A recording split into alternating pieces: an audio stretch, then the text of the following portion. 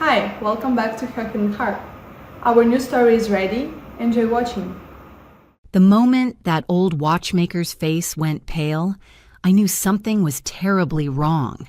He grabbed my wrist with trembling hands and said words that still echo in my nightmares. "Take this off, right now. Don't ask questions." When he showed me what was hidden inside that beautiful silver necklace, the one my own son Bradley placed around my neck 6 months ago on Mother's Day, my heart stopped because I finally understood why I'd been slowly dying, and I finally understood who wanted me dead. My name is Sierra Hooper. I'm 36 years old, and 6 months ago I thought I had a pretty good life. Not perfect, no life ever is, but good, solid. The kind of life you build when you start from nothing and work your way up through sheer stubbornness. I became a mother at 18, scared, alone, with a boy growing inside me and a future that looked like a brick wall. But I figured it out. I married Patrick when I was 19, and together we built something real. He worked construction. I put myself through night school for accounting. We bought a little house in Connecticut, raised our son Bradley, and somewhere along the way we stopped surviving and started living. Then 3 years ago, Patrick had a heart attack. Just like that. One morning he was complaining about heartburn, and by noon he was gone. 41 years old. The doctors said it was a congenital defect nobody knew about. His heart just stopped. He left me comfortable, I'll say that. Life insurance, savings, a house that was paid off, about $1.2 million total. Not rich, but secure. Enough that I could work part-time, tend my garden, and focus on being there for Bradley. Bradley, my boy, my whole world. He was 15 when his father died, and I watched him grow up fast after that. Too fast, maybe. By 16, he'd gotten a part-time job at a local cafe, insisted on helping with bills even though I told him to save his money. I was so proud of him, so proud of the man he was becoming. That's where he met her, Vivian Prescott. She was 25 when they started dating. My son was 16. I remember the first time he brought her home, this beautiful woman with perfect hair and a smile that could sell ice to penguins. She was charming, sophisticated. She laughed at all my jokes and complimented my cooking and told me what a wonderful job I'd done raising Bradley. And something in my gut screamed wrong, but I pushed it down. I told myself I was being overprotective, that I was jealous of losing my son to another woman. That's normal, right? Every mother feels that. My sister Nadine didn't push it down. Nadine is 8 years older than me, and she's never learned the art of keeping her opinions to herself. God bless her for it. That woman is a predator, Nadine told me flat out. A 25-year-old sniffing around a teenage boy? She's not in love with him, Sierra. She's hunting him. I defended Vivian. I said Nadine was being paranoid. We argued. Nadine said she'd keep her mouth shut from now on, but her eyes told me she was just waiting, watching. 18 months ago, Bradley turned 17 and begged me to let him marry Vivian. In our state, you can marry at 17 with parental consent. He was so in love, so certain, and Vivian was so perfect, so patient, sitting in my living room explaining that she understood my concerns, that she'd had a difficult past, and Bradley made her feel safe. That age was just a number when two souls connected. I should have said no. I should have put my foot down and made him wait, but I was terrified of losing him. If I forbade the marriage, would he cut me out of his life? Would I push him further into her arms? So I signed the papers. I gave my blessing. I smiled at their wedding and told myself I was being a good mother. Nadine came to the wedding. She didn't say a word. She didn't have to. For the first year, things seemed fine. Vivian was attentive, Bradley was happy, and I started to believe maybe I'd been wrong about her. Maybe Nadine had been wrong. Maybe love really doesn't care about age differences. Then came Mother's Day, 6 months ago. Bradley showed up at my door that morning with tears in his eyes and a velvet box in his hands. Inside was the most beautiful necklace I'd ever seen, silver, antique-looking, with an ornate oval pendant that caught the light like captured moonlight. "Vivian helped me pick it out," he said, his voice thick with emotion. "It was her grandmother's. She wanted you to have it. She said you're the mother she never had." I cried. I actually cried. Here I'd spent 18 months suspicious of this woman, and she was giving me a family heirloom. I felt ashamed of every doubt I'd ever had. I put the necklace on right there, and I didn't take it off. Not that day, not that night, not for the next 6 months. I wore it in the shower, wore it to bed, wore it every single moment like a talisman of acceptance, like proof that I was loved. Within 2 weeks, I started feeling strange. It began with morning nausea. I'd wake up feeling like I'd been spinning in circles all night. Then came the headaches, dull, persistent, drilling into the space behind my eyes. Then the fatigue, bone-deep exhaustion that no amount of sleep could touch. I went to my doctor. She ran blood tests. Everything normal. She referred me to a specialist who ran more tests. MRI, clear. Heart workup, perfect. Thyroid, fine. The specialist looked at me with that particular expression doctors get when they're out of ideas and said, "Have you considered that it might be stress?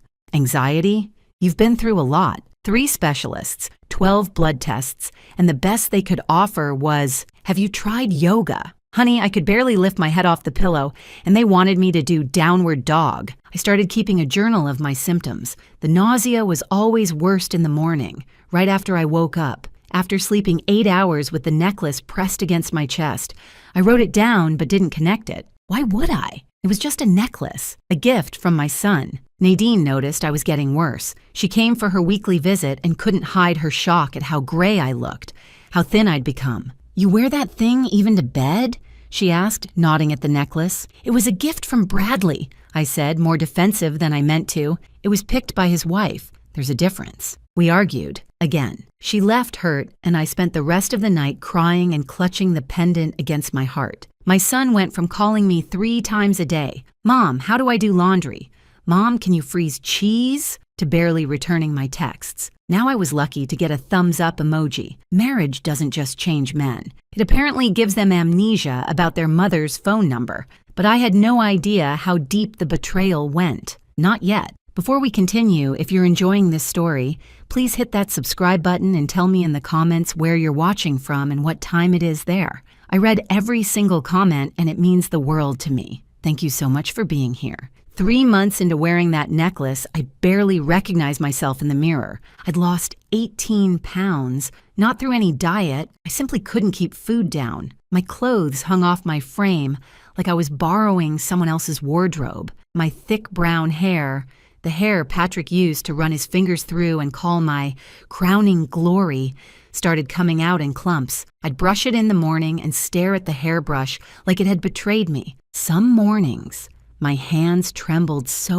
badly I couldn't hold a coffee cup. I'd switch to mugs with handles I could grip with both hands, and even then I sometimes spilled. My doctor added essential tremor to my growing list of mysterious symptoms and suggested I reduce my caffeine intake. I looked in the mirror and saw a ghost, hollow cheeks, dull eyes, skin that had lost its warmth. I was 36 years old and I looked 50. I felt 80, but I kept wearing that necklace every single day. Taking it off felt like rejecting my son, like admitting Nadine was right, like giving up on the only proof I had that Vivian accepted me. Around this time, Vivian started visiting more often.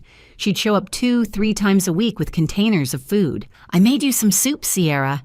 You need to keep your strength up." I blended this smoothie with turmeric and ginger. It's supposed to help with nausea. I found this herbal tea that's wonderful for energy. She was so attentive, so caring. The perfect daughter-in-law, checking on her sick mother-in-law, bringing homemade remedies and worried smiles. Part of me was touched. Part of me wanted to believe this was real. Vivian brought me something called a detox smoothie once. It was green, it was thick, and it tasted like someone had blended a lawn with good intentions. I smiled and said it was delicious. I lied. I've told smaller lies on my tax returns. But then the suggestions started. "You know, managing finances while you're unwell must be so stressful," Vivian said one afternoon, her voice dripping with concern. "Have you thought about simplifying things? Maybe adding someone to your accounts, just in case something happens?" My accountant brain, foggy as it was, sent up a warning flare. "I'm fine managing my accounts," I said. "Of course you are. I just worry about you, that's all." A week later, she suggested I meet with a financial advisor. A family friend, she called him. Very trustworthy. He helped my aunt restructure her portfolio, and she's so much more secure now. His name was Gilbert Stowe. Late 20s, expensive suit, smile that was about 10% too wide. He came to my house because I was too weak to travel, and he spread charts and graphs across my kitchen table like he was performing surgery. He pushed aggressive strategies, liquidating my mutual funds, moving money into high-yield opportunities that he couldn't quite explain in plain English. Every time I asked a specific question, he pivoted to another topic. I've been doing accounting for 15 years. I know a predatory pitch when I hear one. I'll think about it, I said, which is polite Southern woman for absolutely not. Gilbert's smile flickered, just for a second. Later that week, Vivian's reaction was even more telling. Her voice on the phone was sweet as always, but there was an edge underneath. Gilbert is very respected in his field. I thought you'd trust my judgment. That wasn't disappointment in her voice. That was anger. Controlled, carefully hidden anger. I should have paid more attention, but I was so tired, so sick, so desperate to believe that my family actually cared about me. Then came the weekend that changed everything, sort of. My college roommate Patty invited me to visit her in Vermont. I almost canceled. I felt too sick to travel, too exhausted to be good company. But Nadine practically shoved me into the car. Fresh air will help. Mountains, trees. Get away from everything for a few days. I packed quickly, throwing clothes into a bag without much thought. I was halfway to Vermont before I realized I'd forgotten the necklace. It was sitting on my nightstand where I'd set it down while changing shirts. For a moment, I considered turning back. The necklace was my connection to Bradley, my proof that Vivian accepted me. But I was already an hour into the drive, and I was so tired. Day 1 in Vermont, still nauseous, still weak. I apologized to Patty for being such poor company. Day 2, slightly better. I managed to eat half a sandwich without feeling sick. Day 3, I woke up feeling almost normal. The nausea was gone. My hands were steady. I had energy, actual energy. For the first time in months, I ate a full breakfast. Eggs, toast, bacon, the works, and I kept it down. Mountain air, I told Patty. I needed this. I drove home Sunday night feeling better than I had in ages. I walked into my bedroom, saw the necklace on the nightstand, and immediately put it back on. I'd missed it, missed the weight of it against my chest. Monday morning, I woke up vomiting. The nausea had returned with a vengeance. By Tuesday, the headache was back. By Wednesday, my hands were shaking again. I still didn't connect it. Why would I? It was just a necklace. Meanwhile, I kept trying to reach Bradley. My calls went to voicemail. My texts got one-word responses hours later. When we did talk, Vivian was always there in the background and Bradley's voice sounded rehearsed, distant. "Mom, you're being paranoid," he said when I asked why he never visited alone. "Vivian loves you. She's there all the time." That's exactly my point, I wanted to say. Why is she there all the time? Why does a 27-year-old woman spend more time with her sick mother-in-law than with friends her own age? But I didn't say it. I was too tired to fight. Nadine wasn't too tired. She came for her weekly visit and gasped when she saw me. Actually gasped. "Sierra, this isn't normal. You look worse every time I see you. Something is seriously wrong. The doctors can't find anything." Then the doctors aren't looking in the right place. She begged me to see another specialist, to take a break from Vivian's visits, to just stop and think about when this all started. I got defensive. I always got defensive when Nadine mentioned Vivian. She's been nothing but helpful. She's here every day bringing me food. That's exactly what worries me. Nadine's voice rose. What kind of 27-year-old spends all her time with her sick mother-in-law? She should be building her own life. She should be working, making friends, doing something. Instead, she's here every day watching you waste away. She cares about me. She cares about something, Nadine said darkly. But it's not you. The argument turned ugly. Words were said that couldn't be unsaid. At some point, Nadine threw up her hands and headed for the door. "You were so smart at 18, she said, her hand on the doorknob. "Raising Bradley alone, putting yourself through school, building a life from nothing. What happened to that woman? Wake up, Sierra! Get out!" She went, but at the threshold she turned back one last time. "Something is very wrong here, and it's not your health. It's that woman, that necklace, all of it. Something is wrong, and I pray to God you figure it out before it kills you." I slammed the door behind her. That night, I cried myself to sleep, clutching the pendant my son had given me, the pendant that was slowly stealing my life. 2 weeks after my fight with Nadine, the guilt was eating me alive. We'd never gone this long without speaking. Through everything. My teen pregnancy, Patrick's death, every crisis, big and small. Nadine had been there, and I'd thrown her out of my house for telling me the truth I didn't want to hear. Her birthday was coming up. I needed to make things right. Despite feeling like death warmed over, I forced myself to get dressed and drive downtown. Nadine had always loved vintage jewelry, real antiques, pieces with history. I'd find her something beautiful, show up at her door with a gift and an apology, and we'd heal this rift between us. That's how I ended up at Whitmore's Antiques and Curiosities. I'd passed the shop 100 times over the years, but never gone in. It was one of those places that looked like it had been there since the town was founded. Dusty windows, faded awning, hand-painted sign that was more charm than advertisement. A bell chimed when I pushed open the door. The smell hit me first. Old wood, furniture polish, and that particular scent of aged paper and memories. Display cases lined the walls, filled with watches, jewelry, silverware, and curiosities I couldn't even name. "Be right with you," called a voice from the back.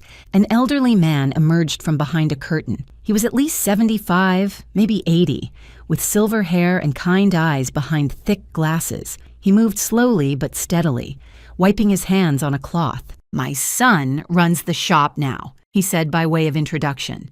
"But he's out on an appraisal. I'm Clement. Can I help you find something?" I explained I was looking for vintage jewelry for my sister's birthday. He nodded and gestured toward a display case in the corner. "Victorian pieces are over there, Art Deco in the middle.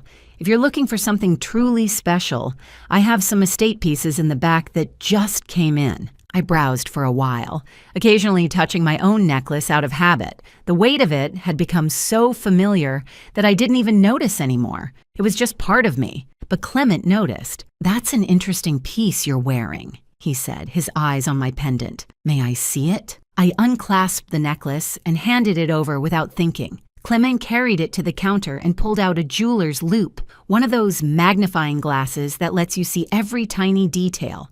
He examined the pendant slowly, turning it this way and that under the light. I watched his expression change, first curiosity, then confusion, then something darker. He set down the loupe very slowly, looked at me with an intensity that made my stomach flip. "How long have you been wearing this?" "6 months. Every day. It was a gift from my son." Clement's jaw tightened. "Take off any other jewelry you're wearing, and don't touch this pendant anymore." "What? Why?"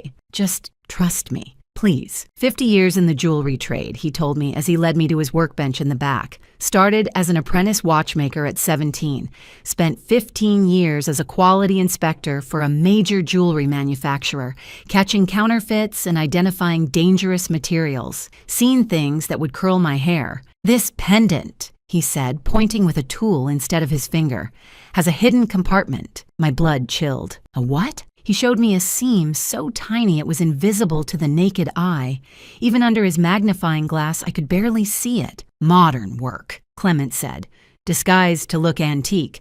Clever craftsmanship, I'll give them that. But I've seen tricks like this before." He used specialized tools to open a microscopic hatch in the pendant's base. Inside was a small cavity, and in that cavity sat a tiny porous capsule containing a grayish powder. "What is that?" My voice came out as a whisper. "I don't know exactly. I'm not a chemist." Clement's face was grim. "But I know it's not supposed to be there, and I know these capsules are designed for slow release. Body heat activates them. The closer to skin, the more exposure." I thought about how I wore this necklace against my bare skin, 16 hours a day, in bed at night, pressed between my chest and the mattress as I slept. "In my inspection days," Clement continued, "we found counterfeit jewelry containing toxic materials, lead, cadmium, worse. But those were accidents, cheap manufacturers using dangerous shortcuts." He looked at me with something like pity. "This isn't an accident. This compartment was built deliberately.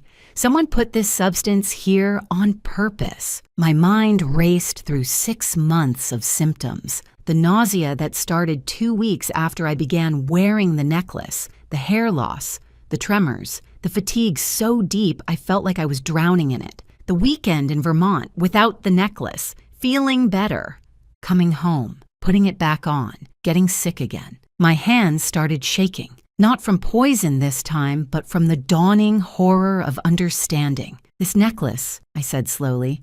"Vivian told Bradley to give it to me. She said it was her grandmother's. 50 years I've looked at jewelry," Clement said, his voice dry as dust.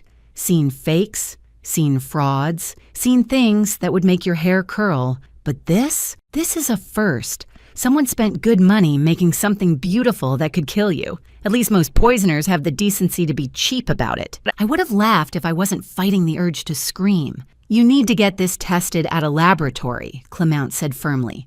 "Today, and you need to find out exactly what's in that capsule. Do you have someone you trust?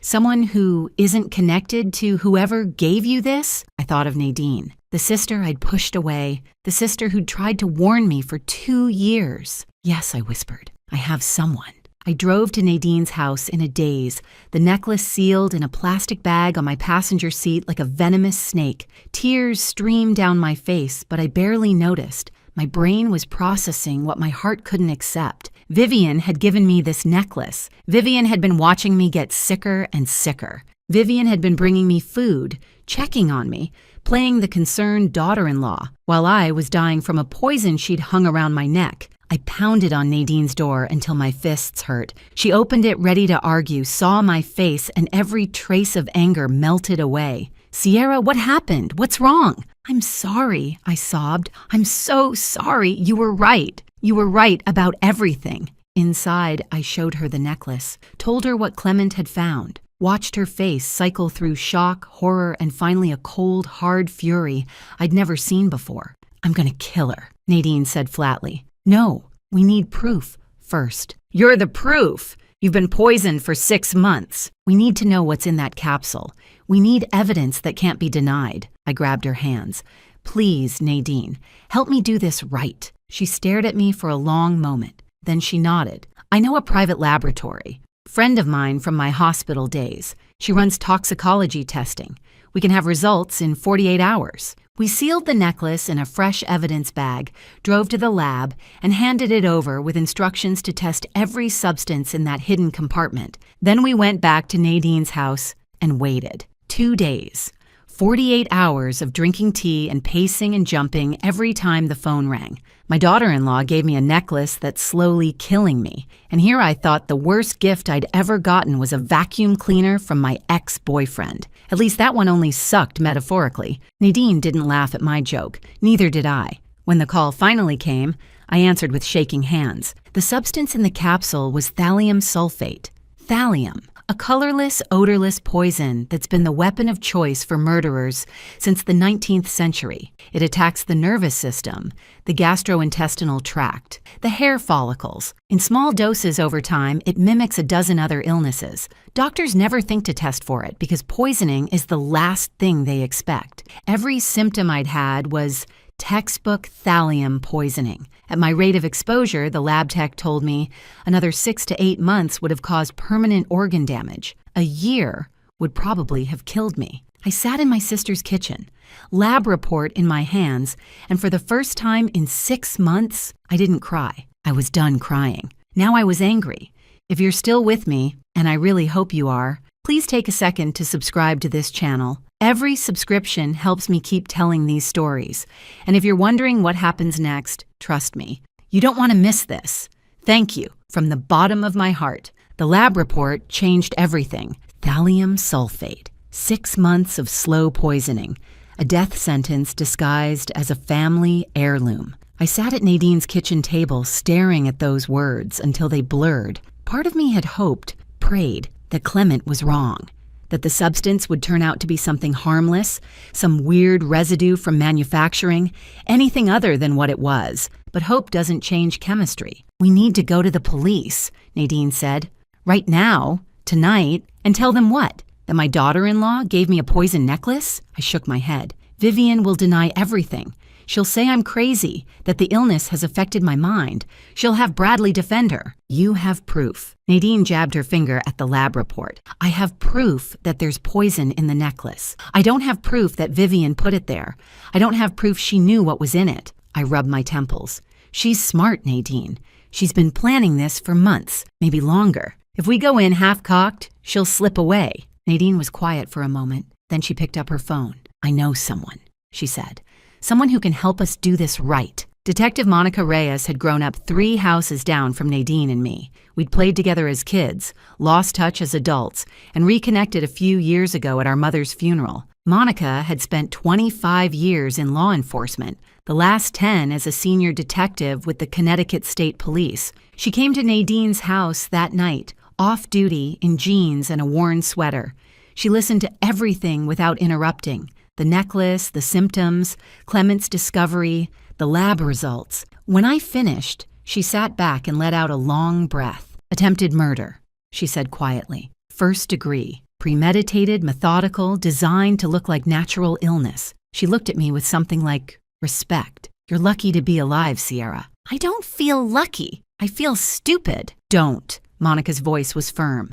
Poisoners count on trust. They exploit love. That's not stupidity. That's being human. She pulled out a notebook. Now, let's talk about building a case. The investigation had to be quiet. If Vivian got wind that anyone suspected her, she'd destroy evidence, maybe even run. So I had to keep playing the sick, trusting mother-in-law. I had to let Vivian visit me, bring me her poison smoothies, pat my hand with fake concern. It was the hardest acting job of my life. Just a few more weeks, Monica promised.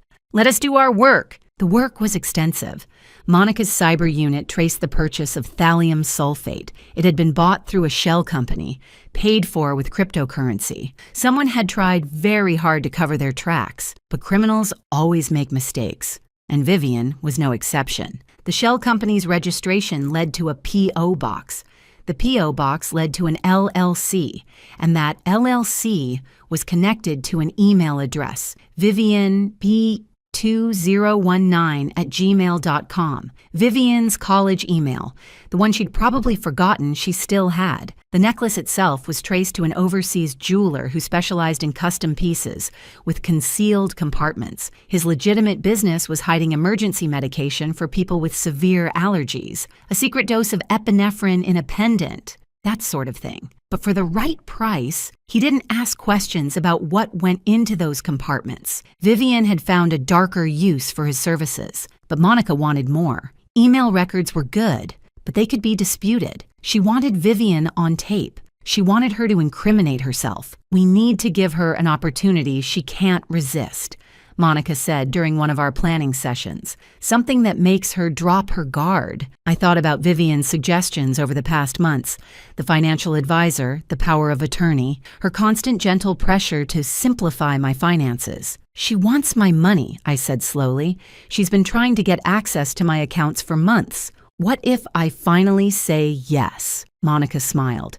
It wasn't a nice smile. That could work. But first, she had to tell me about Gilbert. Gilbert Stowe, the family friend financial advisor Vivian had pushed me to hire, was already under federal investigation. Multiple elderly clients had lost their life savings through his high-yield investment opportunities. The FBI had been building a case against him for 18 months. And his connection to Vivian, they dated for 3 years in college, supposedly broke up right before Vivian met Bradley, but phone records told a different story. They'd never stopped communicating. Hundreds of calls, thousands of texts. They weren't ex-lovers who'd stayed friends. They were partners. The plan crystallized in my mind like ice forming on a window. Vivian marries Bradley. Young, naive, easily manipulated. She isolates him from his mother, controls his communications. Meanwhile, she poisons Sierra slowly. The doctors never find anything because they're not looking for thallium. Sierra declines over months, a year, maybe 2. Eventually, she dies. Natural causes, tragic. Bradley inherits everything, but Bradley trusts Vivian completely. She controls the money. Gilbert helps her move the funds into accounts the police can't trace. They split the inheritance and disappear into the sunset. $1.2 million. That's what my life was worth to them. In 30 years of police work, Monica told me, she'd seen a lot of stupid criminals, but ordering poison through an email with your actual name in it? That's not criminal mastermind. That's criminal master idiot. I'd have laughed if I wasn't so furious. The FBI agreed to coordinate with Monica's investigation. Gilbert was already in their sights. Connecting him to an attempted murder would seal his fate. They'd let both investigations run together, spring the trap at the same time. But there was one more thing I needed to know. Bradley, I said to Monica, my son, was he part of this? Monica shook her head. We've been through his phone records, his emails, his bank accounts. There's no evidence he knew anything. In fact, she hesitated. Vivian was monitoring his communications, deleting texts from you before he could see them, filtering his emails. She isolated him systematically. My boy. My sweet, naive 18-year-old boy. He wasn't a conspirator. He was another victim. I called Vivian the next day. I've been thinking about what you said. I made my voice weak, tired, not hard since I was still recovering, about simplifying my finances. You were right. I'm too sick to manage everything myself. I could almost hear her trying not to purr with satisfaction. Oh, Sierra, I'm so glad you're finally seeing sense. I've been so worried about you. Can we meet? Maybe have a family dinner? Discuss everything properly. I want Bradley there too. Of course. I'll arrange everything. This Saturday. I hung up and looked at Monica. She took the bait. Monica nodded. Now we reel her in. Vivian spent 2 years pretending to love my son, I thought as I prepared for the performance of my life. 2 years of Bradley honey this and Bradley sweetie that. Her acting skills deserved an Oscar, or at least a prison cell with good lighting. Saturday evening. Vivian's house. She'd pulled out all the stops, candles on the dining table, fresh flowers in crystal vases, expensive wine breathing in a decanter.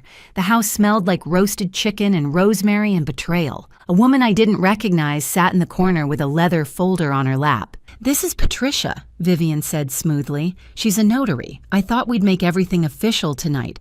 Save you extra trips when you're feeling so unwell. I smiled weakly. That's so thoughtful. What Vivian didn't know, Patricia, was Officer Janet Moreno working undercover. The notary license was real. Monica had arranged that. But so was the badge hidden in her purse. Outside, unmarked cars idled on 3 different streets. Monica Reyes was parked 2 blocks away, listening to every word through the wire taped to my chest. Showtime. Nadine came with me despite my protests. You're not facing that snake alone, she'd said. And nothing could change her mind. So there we were, 2 sisters walking into the lion's den, one of us wired for sound. Vivian greeted us at the door with her warmest smile. Sierra, you look tired. Come sit down. I made your favorite, chicken soup. Even now, I marveled at her commitment to the role, playing the devoted daughter-in-law right up until the handcuffs clicked. Bradley hovered nervously in the kitchen doorway. He'd lost weight too, I noticed. Dark circles under his eyes. He knew something was wrong. He could feel it in the air, but he couldn't name it. My heart ached for him. 18 years old, married to a monster, about to watch his whole world collapse. Dinner was excruciating. Vivian chattered about recipes and home decor while I pushed food around my plate. Nadine's jaw was clenched so tight I worried she'd crack a tooth. Bradley kept glancing between all of us, confusion and fear warring on his young face. Finally, the plates were cleared, and Vivian produced a leather folder. I had my lawyer draw these up, she said, sliding papers across the table. Standard power of attorney. It just means I can help manage things if you're too ill. Nothing scary. She placed a pen beside the documents. Just sign here, and here, and here. Her finger traced the signature lines. Then you won't have to worry about anything ever again. I picked up the pen. My hand trembled, partly for show, partly genuine. I held the pen over the first signature line, and then I set it down. Before I sign, I said quietly, I have a question about my necklace. The tiniest flicker crossed Vivian's face, so fast I almost missed it. Your necklace! I reached into my purse and pulled out the evidence bag. The silver pendant gleamed through the plastic, beautiful and deadly. I set it on the table between us. I had this tested Vivian. Silence. Complete, crushing silence. Thallium sulfate. I kept my voice steady. In a hidden compartment. 6 months of slow poisoning. The color drained from Vivian's face like water down a drain. Bradley straightened in his chair. Mom, what are you talking about? I didn't look at him. I kept my eyes locked on Vivian. "You convinced my son to give me a necklace designed to kill me. You've been murdering me for 6 months, slowly, carefully, so it would look like natural illness, so no one would ever suspect." "Sierra," Vivian's voice was higher now, strained. "You're confused. You've been so sick. The stress. The doctors couldn't find anything because they weren't looking for poison." I pulled the lab report from my purse and laid it on the table. "Purchase records trace back to your email, your college email, Vivian. Vivian P2019. Her eyes darted toward the door. "And Gilbert? Your financial advisor who was going to help me invest my money." I smiled grimly. "He's your college boyfriend. The FBI has been investigating him for 18 months, and he flipped on you 3 days ago." That broke her. "That's a lie." Her voice cracked. He would never. He gave them everything. The plan, the money trail, all of it. He's facing 20 years for fraud alone. Adding conspiracy to commit murder would mean life. He wasn't going down alone. Patricia stood up from her corner, her hand moving toward the badge in her purse. "Vivian Prescott, you're under arrest for attempted murder in the 1st degree." For one frozen moment, nobody moved. Then Vivian lunged, not toward me or ran toward the back door. She shoved past Bradley, knocking him into the wall, and sprinted for the kitchen exit. She made it 3 steps before 2 officers came through the back door. She spun toward the front. 2 more officers. There was nowhere to go. The handcuffs clicked around her wrists, and something in Vivian snapped. The mask didn't just slip. It shattered completely. "You were supposed to die," she screamed at me, thrashing against the officers holding her. "You were supposed to just die quietly. It would have been so easy. Why couldn't you just—" "That's enough." Monica Reyes stepped through the front door, her badge catching the light. "Get her out of here." They dragged Vivian toward the door. She was still screaming about lawyers, about frame-ups, about how I'd ruined everything. Her carefully styled hair had come loose, her perfect makeup smeared with tears of rage. "You know what, Nadine?" I murmured as we watched them wrestle her into the police car. "I've wanted to see her speechless for 2 years. Didn't think it would happen quite like this, but I'll take it." Nadine squeezed my hand but said nothing. In the kitchen doorway, Bradley stood frozen. He'd watched his wife confess to trying to murder his mother, watched her dragged away in handcuffs, watched everything he thought he knew turn to ash. "Mom," his voice broke, I never knew the necklace. I gave you that necklace.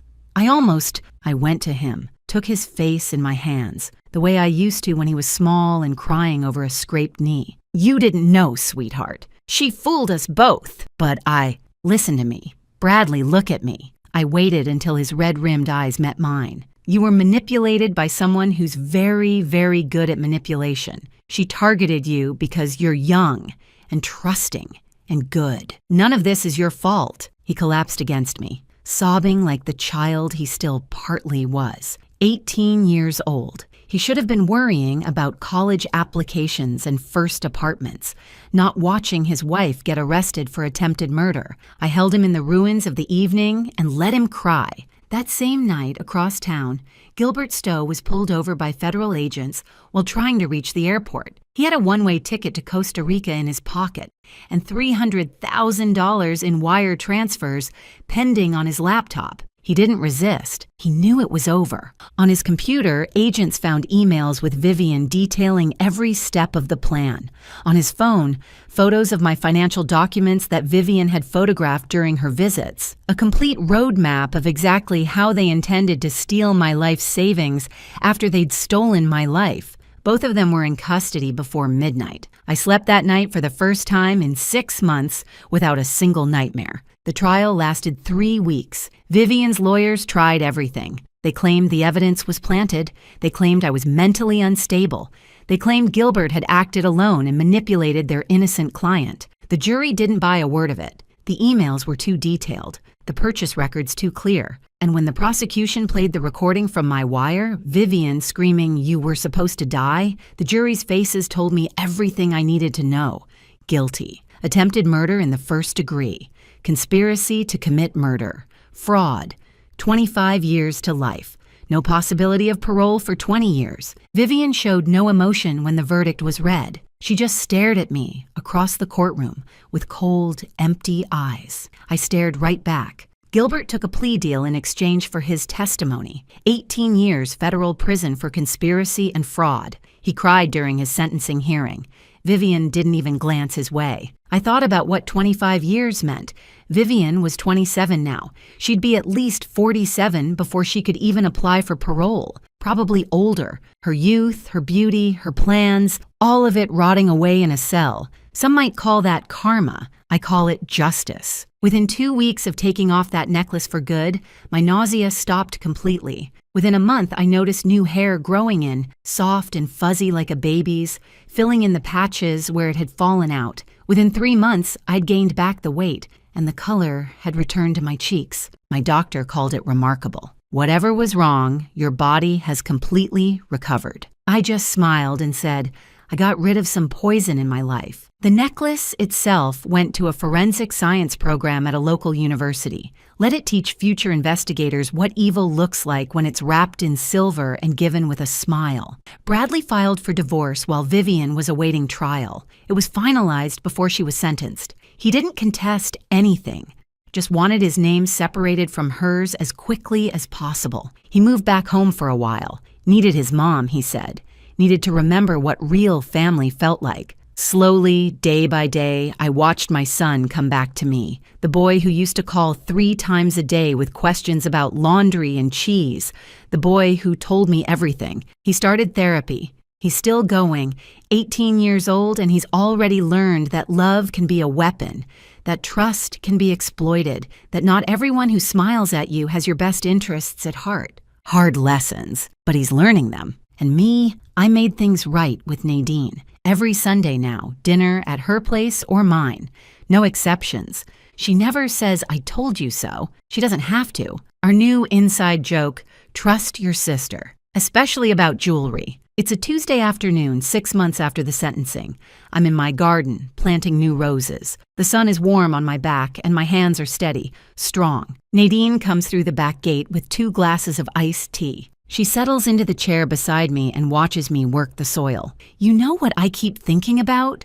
I say, patting dirt around a new rose bush. What? Clement, that old watchmaker. If I hadn't walked into his shop that day, I don't finish the sentence. I don't have to. Nadine reaches over and squeezes my hand. But you did, she says. That's what matters. I look at my garden. The flowers Patrick and I planted together 20 years ago. The new ones I'm adding now. Life isn't perfect. It never was. My husband is gone.